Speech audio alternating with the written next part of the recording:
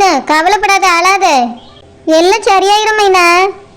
நம்ம வீட்டில் எல்லாரும் சேர்ந்து ஒன்றா போய் பேசினாச்சுன்னா அவங்களுக்கும் கொஞ்சம் புரியும்ல. அதுக்கு பிறகு கண்டிப்பாக எல்லாரும் ஒன்றையும் ஏற்றுக்கிடுவாவ. அழாத மைனா. மைனா இங்கே பாரு, அந்த டாக்டர் தான் ஃபோன் பண்ணியாரு. இந்த மைனா பேசு. Hello hello மைனு.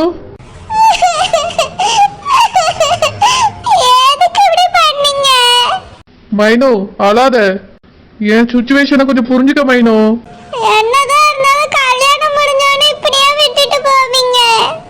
சரி அழாத மைனு. ஆனா நீ பண்ணது சரியா மைனு? உங்க வீட்டுல எல்லாரும் பண்ணது சரியா? என்கிட்ட இதை பத்தி ஏதாவது சொல்லியிருக்கியா மைனு? நெட்டச்சி, மைனா மனம் விட்டு பேசிட்டு நம்ம வெளியே போயிருக்கலாம் வா.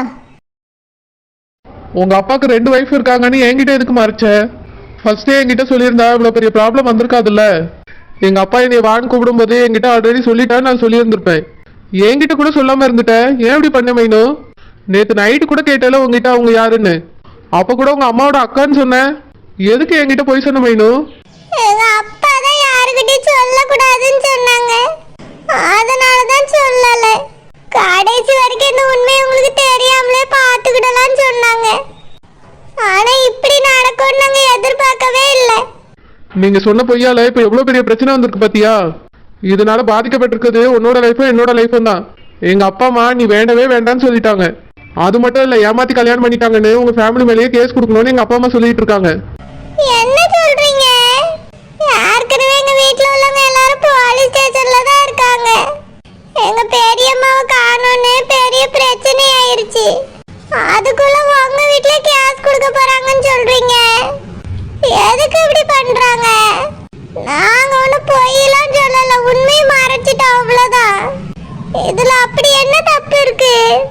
என்னது, என்ன தப்பு இருக்கா? இப்பயோ நீங்க என்ன தப்பு செஞ்சிருக்கீங்கன்னு உனக்கு புரியலையா மைனு? எங்க ஃபேமிலியே ஏமாத்திருக்கீங்க. இதே மாதிரி நாங்க உங்களை ஏமாத்திருந்தா உங்களுக்கு எவ்வளவு கோவம் வரும்? அதே மாதிரி தானே எங்களுக்கும் இருக்கும். எனக்கு ஒன்னும் இது பெரிய தப்பா தெரியல. எங்க அப்பாவுக்கு 2 வைஃப். கல்யாணத்துக்கு முன்னாடியே எங்க அப்பா எங்க அம்மாவை தான் காதலிச்சிருக்காங்க. ஆனா கல்யாணம் பண்ணிக்கல. போன வருஷம் தான் எங்க அப்பாவுக்கும் அம்மாவுக்கும் கல்யாணம் நடந்துச்சு. அதுவே எனக்கு பெரிய சந்தோஷமா தான் இருந்தது. இதுக்கு முன்னாடிலாம் நானும் எங்க அம்மாவும் தனியா தான் வாழ்ந்துட்டு இருந்தோம். இப்பதான் எங்க அப்பா எங்க கூட இருக்காங்க. அத காரணம் வச்சு இப்படி ஒரு பிரச்சனை வரும்னு நான் நினைச்சு கூட பார்க்கல. நினைச்சு பார்க்கல மைனு. அப்புறம் எதுக்கு என்கிட்ட உண்மையை மறைச்ச? நான் உங்களை யாருன்னு கேட்கும்போது நீ உண்மையை சொல்லியிருக்கலாம்ல. எதுக்காக என்கிட்ட கூட சொல்லல மைனு? எங்க அப்பா தான் சொல்லக்கூடாதுன்னு சொல்லியிருந்தாங்க, இந்த மாதிரி ஏதாவது பிரச்சனை வரும்னு. உனக்கே தெரிஞ்சிருக்கல மைனு. ஃபர்ஸ்டே எங்ககிட்ட சொல்லியிருக்கலாம்ல. சொல்லியிருந்தா இவ்வளோ பெரிய பிரச்சனை வந்திருக்காது. நான் உன்னை விட்டுட்டே வந்திருக்க மாட்டேன். இப்போ எங்க மம்மி டாடி சொல்றது தான் நான் கேட்க வேண்டியதா இருக்குது. எதுக்காக இவ்வளோ பெரிய பொய் சொன்னீங்க எல்லாரும் சேர்ந்து? அப்போ உண்மையை சொல்லியிருந்தா அன்னைக்கே வேண்டாம்னு சொல்லிட்டு போயிருப்பீங்க, அப்படிதானே? ஆமா மைனு, உண்மையை சொல்லியிருந்தா நாங்க வேண்டான்னு போயிருப்போம். உங்க வீட்டுல உனக்கு வேற ஒரு நல்ல பையனா பார்த்துருப்பாங்கல்ல. இப்படி கல்யாணம் முடிஞ்சதுக்கு அப்புறம் பிரிஞ்சிருக்க சூழ்நிலை வந்திருக்காதுல்ல. அப்புறம் எதுக்கு இப்ப போன் போட்டீங்க? போன வைங்க. மைனு, எதுக்கு இப்படி பேசுற? ஆமா, இந்த உண்மை தெரிஞ்சிருந்தா அப்பயே கல்யாணம் முடிஞ்சிருக்காதுன்னு சொல்றீங்கல்ல. நீங்களும் உங்க அப்பா அம்மா மாதிரி தான் பேசுறீங்க. உங்க அப்பா அம்மா தான் அப்படி இருப்பாங்க, நீங்க நல்லவரா இருப்பீங்கன்னு நினைச்சேன். நீங்களும் அவங்க மாதிரி தான் இருக்கீங்க. ஒரு டாக்டரா இருந்துட்டு உங்களால இது கூட புரிஞ்சிக்க முடியலையா? எங்க அப்பா அம்மா சின்ன வயசுல காதலிச்சிருக்காங்க. ஆனா அவங்க வீட்டுல அதை ஏத்துக்காம வேற ஒரு பொண்ணை கல்யாணம் பண்ணி வச்சுட்டாங்க.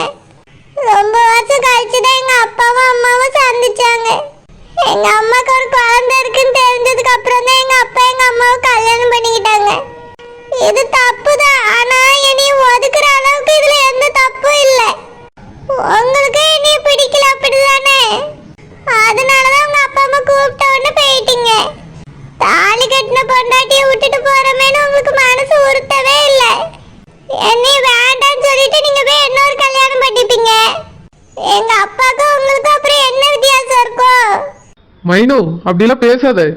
நான் இன்னொரு கல்யாணம் பண்ணணும்னு நினைச்சிருந்தா உனக்கு ஃபோன் போட்டு பேசியிருப்பேனா? புரிஞ்சுக்க மைனு, நீ ரொம்ப ஃபீல் பண்ணிட்டு இருப்பியன்னு நினைச்சுதான் உனக்கு நான் கால் பண்ணேன். ஆமா, அழுதுட்டா இருக்கேன். நீங்க எதுக்கு நீ விட்டுட்டு போனீங்க? அதான் சொன்னேனே மைனோ, எங்க அப்பா ரொம்ப கோவமா இருந்தாரு. அவர் கூப்பிட்டதுனால நான் வந்துட்டேன். நீ சொல்ற மாதிரி நான் இன்னொரு கல்யாணம் எல்லாம் முடிக்க மாட்டேன். கொஞ்ச நாள் பொறுமையா இரு மைனோ. எங்க வீட்டுல ஒண்ணு ஏத்துப்பாங்க. அதுக்கப்புறம் நம்ம 2 பேரும் ஒன்னா சேர்ந்து வாழதான் போறோம். எப்போ? தெரியல மைனோ, கொஞ்ச நாள் பொறுமையா இரு. நீ ஃபர்ஸ்ட் அழுகிறத நிப்பாட்டு மைனோ. அழாத, நான் தான் சொல்றேன்ல. நான் சொல்றத நம்பு. அத்தை, மாமி எங்கதான் போயிருப்பாங்க அத்தை? அப்பா என்ன பண்ணாங்கன்னே தெரியல.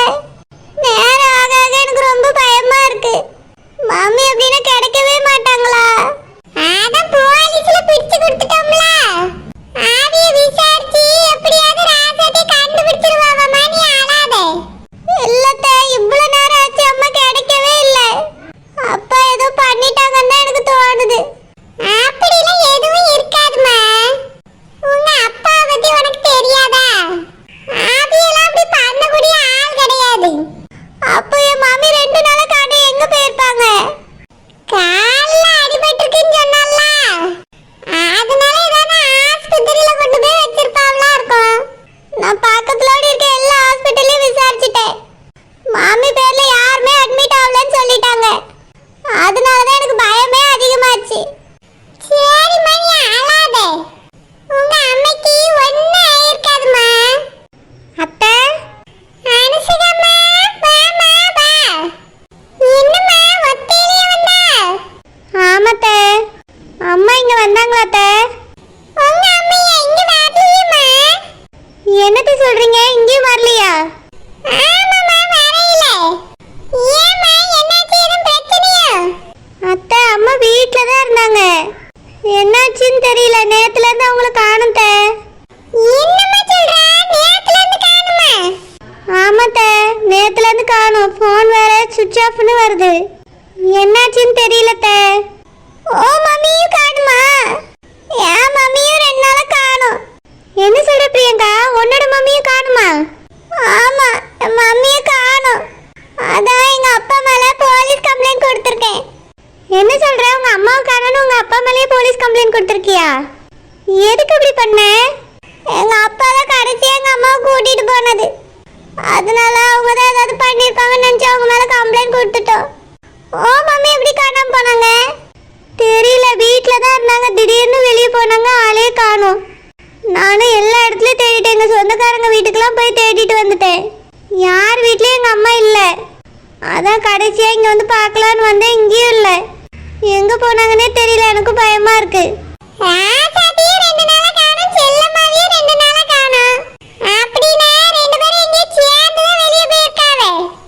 என்னத்த சொல்றீங்க?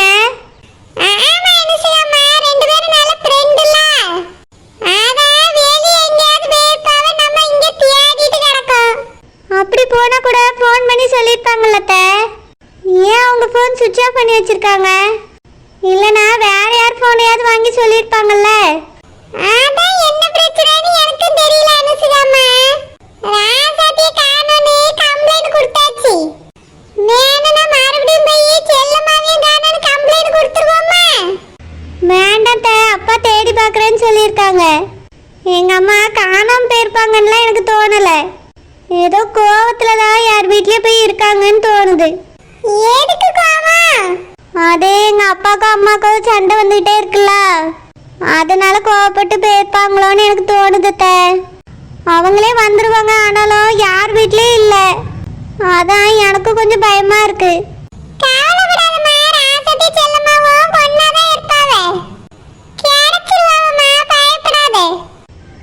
சரி அத்தை. சார், உண்மையை சொல்லுங்க. உங்க வைஃபை எங்க மறைச்சு வச்சிருக்கீங்க? அவங்கள என்ன பண்ணீங்க? இங்க பாருங்க சார், நான் அவளை எதுவுமே பண்ணல. அவ எங்க போனான்னு எனக்கு தெரியாது. என்னது தெரியாதா? உங்க பொண்ணையே உங்க மேல கம்ப்ளைண்ட் கொடுத்துருக்காங்க. உங்க அம்மாவை நீங்க தான் ஏதோ பண்ணிட்டீங்கன்னு. உண்மையை சொல்லுங்க சார். நீங்க சொல்றது எதுவுமே நம்புற மாதிரி இல்ல. கடைசியா நீங்க தான் அவங்கள கூட்டிட்டு போயிருக்கீங்க. உண்மையை ஒத்துக்கங்க. அவங்கள என்ன பண்ணீங்க? 2வது ஒய்ஃபுக்காக முதல் பொண்டாட்டியை கொலை பண்ணிட்டீங்களா? சார், அப்படியெல்லாம் பேசாதீங்க. நான் அப்படிப்பட்டவனும் கிடையாது. கொல்லணும்னு நினைச்சிருந்தா இவளை எப்பயோ கொண்டுட்டு நான் அவ கூட போயிருப்பேன். நான் என்னைக்குமே அப்படி நினைச்சது கிடையாது சார். சரி, நீங்க தானே உங்களை கடைசியா கூட்டிட்டு போயிருக்கீங்க. எங்க கூட்டிட்டு போனேன்னு உண்மையை சொல்லுங்க. சார், உங்களை பார்க்கறதுக்கு இவரோட ரிலேஷன்லாம் வந்திருக்காங்க சார். உட்கார சொல்லுங்க வரேன். சார் எங்க மாப்பிள்ளை எங்க? அவரை கூட்டிட்டு போக தான் நாங்க வந்திருக்கோம். எங்க கூட அவரை அனுப்பி வைங்க. அதெல்லாம் முடியாது சார். அவரு தப்பு பண்ணியிருக்காரு. அது மட்டும் இல்ல, அவர் மேல கம்ப்ளைண்ட் கொடுத்துருக்காங்க. அந்த அம்மா கிடைக்கிற வரைக்கும் இவரை வெளியே விட மாட்டோம் சார். இப்ப என்ன உங்களுக்கு? அந்த அம்மா கிடைக்கணும் அவ்வளவுதானே? ஆமா சார், அந்த அம்மா கிடைக்கணும். அப்பதான் இவரை விடலாமா வேண்டாமான்னு முடிவெடுக்க முடியும். ஏன் கிடைச்சிட்டா விட மாட்டீங்களோ? கம்ப்ளைண்ட் கொடுத்துருக்காங்க சார். அதனால அந்த அம்மா கிடைச்ச பிறகுதான் என்ன பண்றதுன்னு சொல்ல முடியும். அது வரைக்கும் இவரை உங்க கூட அனுப்ப முடியாது சார். நாங்க அவரை விசாரிக்க வேண்டியது இருக்கு. நாங்க எப்படியாவது எங்க அத்தையை கண்டுபிடிச்சு கூட்டிட்டு வரோம். நீங்க எங்க மாமாவை வெளியே விட்டுருங்க. தம்பி, கம்ப்ளைண்ட் கொடுத்துருக்காங்கப்பா. அதை வாபஸ் வாங்கினா வேணா உங்க மாமாவை வெளியே விடலாம். உங்க அத்தைய அவர் தான் கடத்தினதா தெரிய வந்துச்சுன்னா அவர் உள்ளதான்ப்பா வைப்போம். அதுக்கப்புறம் அவருக்கு தண்டனை கிடைக்கும். ஜெயில பிடிச்சி போட்டுருவாங்க. அதனால அவர்கிட்ட போய் அத்தையை எங்க மறைச்சு வச்சிருக்கீங்கன்னு கேளுங்க. அவங்க கிடைச்சா தண்டனை வேணா குறையலாம். என்ன சார் இப்படி பேசுறீங்க? என் தங்கச்சி புருஷன் ஒரு பாவமும் செய்யாதவரு. அவர் எந்த தப்பு செஞ்சிருக்க மாட்டாரு. அதுக்கு அவரோட ஒய்ஃப் கிடைக்கணும். அப்பதான் அவர் தப்பு செஞ்சாரா இல்லையான்னு கண்டுபிடிக்க முடியும். அது வரைக்கும் எங்களால ஒன்றும் பண்ண முடியாது. சரி சார், நான் எங்க மாமாட்ட போய் 2 நிமிஷம் பேசிட்டு வரேன். போங்க. உங்ககிட்டயாவது ஏதாவது உண்மையை சொன்னா எங்ககிட்ட சொல்லுங்க. சரிங்க சார்.